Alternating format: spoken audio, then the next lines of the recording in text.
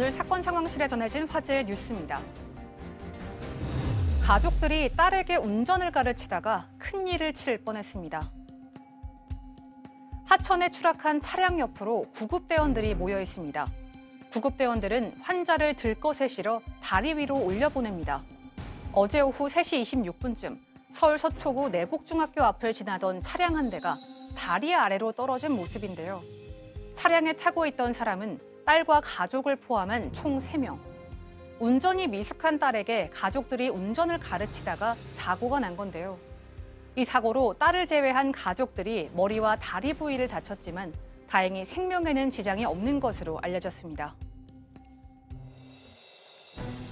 밤만 되면 비명이 들리는 이른바 귀신 아파트.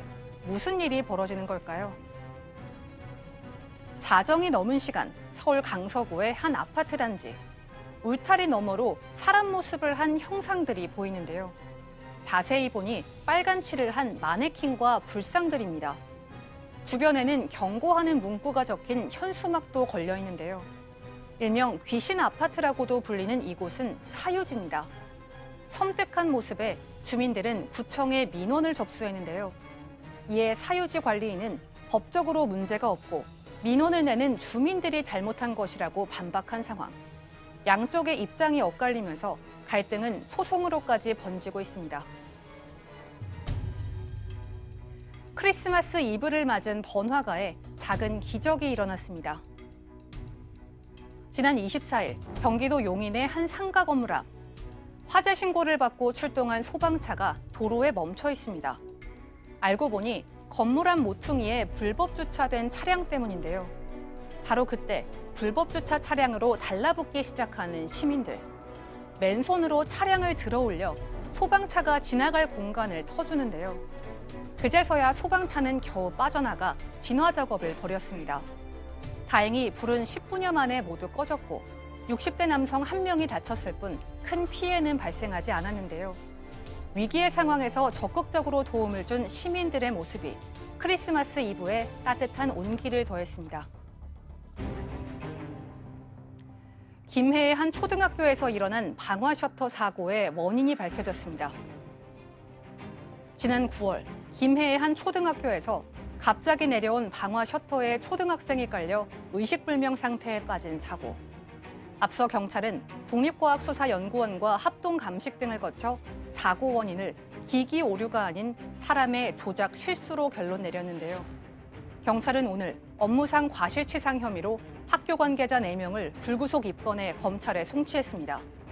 이어 직접 방화 셔터를 조작한 담당자와 함께 관리 및 감독 책임이 있는 사람들도 함께 입건했다고 밝혔는데요. 사고를 당한 9살 서홍이는 현재까지 의식을 찾지 못하고 있습니다. 네, 지금 뭐 방화 셔터 사고인데 학교 가다가 저렇게 방화 셔터가 내려오면서 다쳤고요. 또 학교 관계자 4명이 이제 검찰로 넘겨졌는데 어떤 혐의가 적용됐나요? 일단은 그 학교 시설 관리를 하는 관리자 같은 경우는 아마 그 숙직실 방화문 그 버튼이 녹색 버튼이 꺼졌다 켜졌다 반복하니까 이상이 있다고 판단해서 그 안전 조치를 하지 않은 채 버튼을 눌러버린 거예요. 그런 실수를 범했기 때문에 이제 그 처벌을 받는 거고요. 또 한 사람은 이 학교 시설 관리자한테는 시설 관련 업체에서 교육을 해야 돼요. 그런 경우에 어떻게 하라고 그 교육을 소홀히 한 책임. 그다음에 이제 세 번째로는 교장 같은 경우는 안전 교육을 실시해야 될 의무가 있지 않습니까? 그래서 교장. 그다음에 이제 행정실장 같은 경우도 이런 거 관련해서 관리 감독을 좀 철저히 해야 되는데 하지 않았다 해가지고 4사람에 대해서 불구속 기소를 했습니다. 이 방화 셔터에 의해서 이제 사고당한 홍서홍 군을 이제 돕자고 해서 전국에서 모인 후원금이 2억 원이 가까이 됐다고 합니다. 뭐 의식불명 상태에 입원비에 간병비에 이제 어마어마한 병원비가 들어가는 게 사실인데 장기화되면 정신적으로 힘들지만 또 경제적으로 이런 힘든 것도 큰 고충입니다. 이제 이거를 해당 초등학교 운영위원회에서 돕기 행사를 추진을 했나 봐요. 처음에는 5천만 원 정도를 목표로 후원 행사를 열었는데 전국적으로 200개 기관단체, 개인 300여 명이 서로 나도 좀 힘을 보태겠다 해서 모은 금액이 무려 2억 원이 된다고 합니다. 금액도 금액이지만 지금 힘든 부모님들에게는 많은 분들이 이렇게 함께하고 있구나 큰 힘이 됐다고 합니다. 저 그림 저 영상을 보니까 마음이 참 예. 안 좋은데 빨리 이제 쾌유에서 일어나서 학교 운동장을 뛰는 모습을 좀 빨리 하루속히 좀 보기를 기대를 하겠습니다. 또 서울 강서구의 한 아파트 단지 안에 섬뜩한 이 마네킹 조형물이 있는 것을 봤는데 지금 영상으로 좀 나가고 있는데 귀신 아파트로 불리고 있다고 하는데 네. 아파트 주민들이 좀 피해를 호소하고 있죠. 네, 저것도 밤에 저거 보면 소리를 많이 지를 것 아유, 같은데요. 아유. 지나가는 여성분들이 굉장히 많이 소리를 지른다고 하고요. 또 아이들 같은 경우도 막 운다고 합니다. 또 다른 아파트에 사는 아이들 같은 경우는 너희는 귀신 아파트에 살잖아 하면서 아이들을 또 놀린다고 하니까 아이들 상처도 받는데요. 또 피해 주민들은 저 무서운 것뿐만 아니라 밤에 비명 소리가 막 들리니까 깜짝깜짝 놀라는 거죠.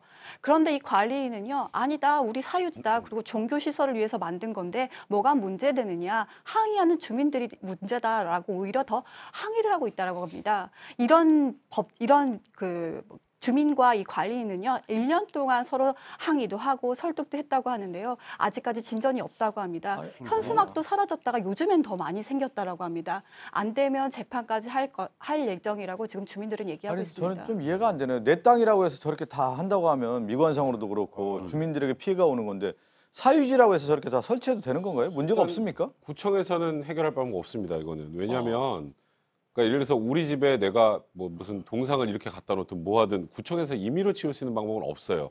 다만 지금 소송을 준비한다고 하는 건 우리가 이런 거죠. 누구 이렇게 같이 건물을 짓는데 이 앞에서 건물을 예를 들어서 높게 져서 뭐 일조권 같은 걸 침해하면 그와 관련해서 이제 손해배상 청구 소송 같은 걸 진행하지 않습니까? 이 경우도 소유권에 적절한 행사를 할 수 없게 저렇게 그러니까 정말 무서운 그런 조형물들을 만들어서 사람들을 이렇게 공포에 빠지게 한다면 이 소유권을 가지고 있더라도 이웃 간에 지켜야 할 상린관계라는 것이 있습니다. 그렇죠. 그 민법에 네. 보면. 그러니까 이게 과연 이제 이 아파트 단지에 거주하는 분들이 참을 수 없는 정도, 그러니까 수인 한도라는 표현을 쓰는데 이 한도를 넘어간다면 이에 대해서 뭐 법적으로 이제 주민들이 직접 소송을 해서 해결할 수 있는 방법이 있을 것 같은데 사실 이거는 또 지자체 입장에서도 굉장히 지금 난감한 상황일 것 같습니다.